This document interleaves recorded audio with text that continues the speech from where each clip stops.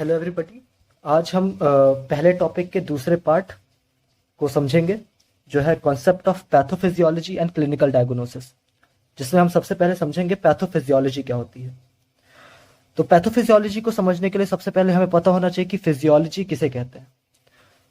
किसी भी एक हेल्दी इंडिविजुअल में क्या होता है कि उसके सभी बॉडी के फंक्शंस नॉर्मली काम कर रहे होते हैं। उन किसी भी इंडिविजुअल के सर्वाइवल के लिए ज़रूरी होता है कि उसके बॉडी में जितने भी फंक्शंस हैं, चाहे वो रेस्पिरेटरी फंक्शन हो, चाहे वो सर्कुलेटरी फंक्शन है, या फिर कोई भी फंक्शन है, वो नॉर्मल काम करे। इसी नॉर्मल फंक्शनिंग ह्यूमन बॉडी को हम फिजियोलॉजी कहते हैं, right. Normal function of a human body that are necessary for its survival are known as physiology. Now what is a pathophysiology? Pathophysiology में क्या होता है कि this same physiology, when it becomes disordered, when the same physiology becomes disordered, then it will be known as pathophysiology. This disorder may be resulting from any disease or from any trauma. If a normal functioning human body, when it is faced with any disease or any trauma, then the normal physiology of that human will become disordered, and that disordered physiology will be known as pathophysiology, right? Now, what pathophysiology includes are etiology, pathogenesis, clinical manifestation and treatment implication. ये चार चीजें हम pathophysiology में पढ़ते हैं। तो सबसे पहले हम जानेंगे कि इटियोलॉजी किसे कहते हैं। तो इटियोलॉजी किसी भी डिजीज या फिर इंजरी को उत्पन्न करने के पीछे जो भी रीजन या फिर कॉज होता है, उसी को हम इटियोलॉजी कहते हैं, राइट। उसी की स्टडी को इटियोलॉजी कहते हैं। सो स्टडी ऑफ कॉज और reasons for a particular disease is known as aetiology. अब इटियोलॉजी दो तरह की मेजर इटियोलॉजी हम पढ़ते हैं। पहला होता है idiopathic. Now what is idiopathic etiology? Idiopathic etiology में क्या होता है कि when the cause is not known, जब किसी भी डिजीज या फिर इंजरी के पीछे का कॉज पता नहीं होता है, अननोन होता है, तो वैसे इटियोलॉजी को हम लोग इडियोपैथिक इटियोलॉजी कहते हैं। Now the second one is iatrogenic aetiology. Iatrogenic aetiology में क्या होता है कि ऐसे डिजीजेस और injuries which are resulting from any unintended और अनवांटेड मेडिकल इम्प्लीकेशंस और ट्रीटमेंट। किसी भी अनवांटेड मेडिकल ट्रीटमेंट और अनइंटेंडेड डिजीज और ट्रॉमा, ऐसी इटियोलॉजी, ऐसा कॉज जो कि अनइंटेंडेड हो या फिर अनवांटेड मेडिकल ट्रीटमेंट प्लान्स की वजह से उत्पन्न हो रहा हो, उसको हम लोग एट्रोजेनिक इटियोलॉजी कहते हैं। जो पैथोफिजियोलॉजी में सेकेंड पार्ट है वो है पैथोजेनेसिस। तो पैथोजेनेसिस में बेसिकली हम क्या पढ़ते हैं? पैथोजेनेसिस में हम लोग स्टेप बाय स्टेप डेवलपमेंट और इवोल्यूशन ऑफ एनी डिजीज, किसी भी डिजीज का स्टेप बाय स्टेप इवोल्यूशन, कि कैसे वो इवॉल्व हो रही है from the basic stimulus to the complete expression of that particular disease. तो इसमें हम लोग, जैसे अब कोई भी इंडिविजुअल है, उसने कोई क्या नाम है, अनहाइजीनिक जगह से खाना खाया, तो वो हो गया उसका पहला initial stimulus. Now because of that unhygienic food, अगर वो कल को कोई डिजीज डेवलप कर रहा है, फूड पॉइजनिंग डेवलप कर रहा है, तो that will be the ultimate expression of that particular disease. तो उसके बीच, from the from the very initial stimulus to the last clinical manifestation के बीच का जो भी इवोल्यूशन है उस पर्टिकुलर डिजीज का, उसको हम लोग पैथोजेनेसिस में पढ़ते हैं, right. Now the third thing that we study in pathogenesis is clinical manifestation.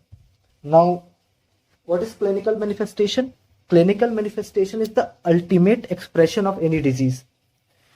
कोई भी डिजीज है उसका अल्टीमेट एक्सप्रेशन वो कैसे साइंस एंड सिम्टम्स दे रहा है, कैसे पहचानेंगे कि ये पर्टिकुलर डिजीज ही है उस इंडिविजुअल में, उसको हम पहचानते हैं उसके at the end of the day clinical manifestation से ही, राइट।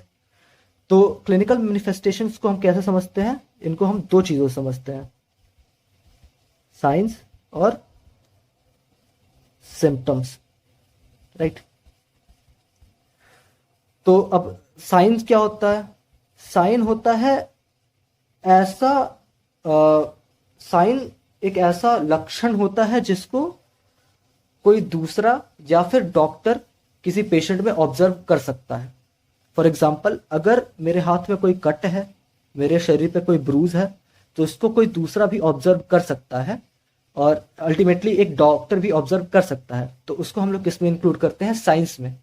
सो इसका डेफिनेशन हम क्या लिख सकते हैं? That it can be observe by doctor.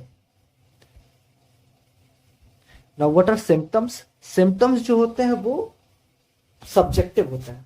Subjective बोले तो सब्जेक्टिव मतलब that the individual who is going through any particular disease will be able to explain the symptoms of that disease. For example, अगर मुझे headache है तो वो symptom होगा, क्योंकि हेडेक जो है वो डॉक्टर देख नहीं सकता मेरे बॉडी में, मुझे ही बताना पड़ेगा डॉक्टर को कि मुझे हेडेक है। अगर मुझे लेथार्जिक फील हो रहा है तो डॉक्टर नहीं बता सकता कि मुझे लेथार्जिक फील हो रहा है, मुझे ही डॉक्टर को बताना पड़ेगा कि मुझे लेथार्जिक फील हो रहा है। तो वो क्या होंगे? सिम्टम्स में आएंगे। अगर मुझे भूख नहीं लग रही है तो डॉक्टर मुझे देख के नहीं बता सकता कि मुझे भूख नहीं लग रही है, मुझे ही बताना पड़ेगा डॉक्टर को कि मुझे भूख नहीं लग रही है। तो वो सारी चीजें किस में आएंगी? वो सारी चीजें आएंगी symptoms. Symptoms they are subjective. They are subjective. They are what? They are subjective. Means only the subject explains it to the doctor. Now the fourth topic that comes under pathophysiology is treatment implications. तो treatment implications क्या होती हैं? एक बार जब हमने etiology समझ ली किसी disease की, पैथोजेनेसिस समझ ली किसी डिजीज की, उसके क्लिनिकल कॉन्सिक्वेंसेस हमें पता चल गया, तो हम क्या करेंगे उसके बाद इन सारी चीजों को देखने के बाद हम उसको बताएंगे कि हाँ, ये पर्टिकुलर ट्रीटमेंट प्लान सुटेबल है इस पर्टिकुलर कंडीशन के लिए। तो जो फोर्थ पॉइंट है वो यही डिसाइड करता है कि कौन सा ट्रीटमेंट प्लान किस इंडिविजुअल को के लिए सुटेबल है, किस disease condition, right. That comes under treatment implications. Now in pathogenesis what is clinical diagnosis? The process of identifying a disease, condition or injury based on signs, symptoms and patient's history and physical examination.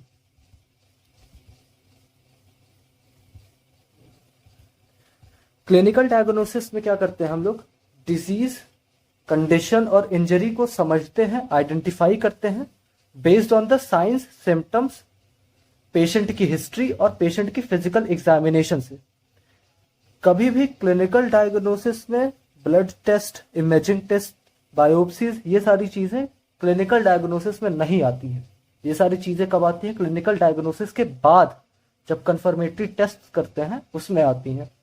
Clinical diagnosis में हमेशा science, symptoms, patient की history और physical examination के basis पे हम लोग एक अनुमान लगाते हैं कि उस पर्टिकुलर इंडिविजुअल को कौन सी डिजीज है या फिर कैसी इंजरी है, राइट।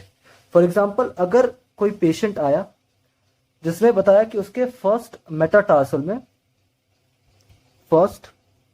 मेटाटार्सल बोन में पेन है और इन्फ्लेमेशन है और ये थोड़ा सा रेडिश डिस्कलरेशन है और ये करीब उसको 1 महीने से है और लगातार क्या नाम है, ये जो पेन है वो इंक्रीज हो रहा है, पेन जो है वो इंक्रीज हो रहा है, राइट।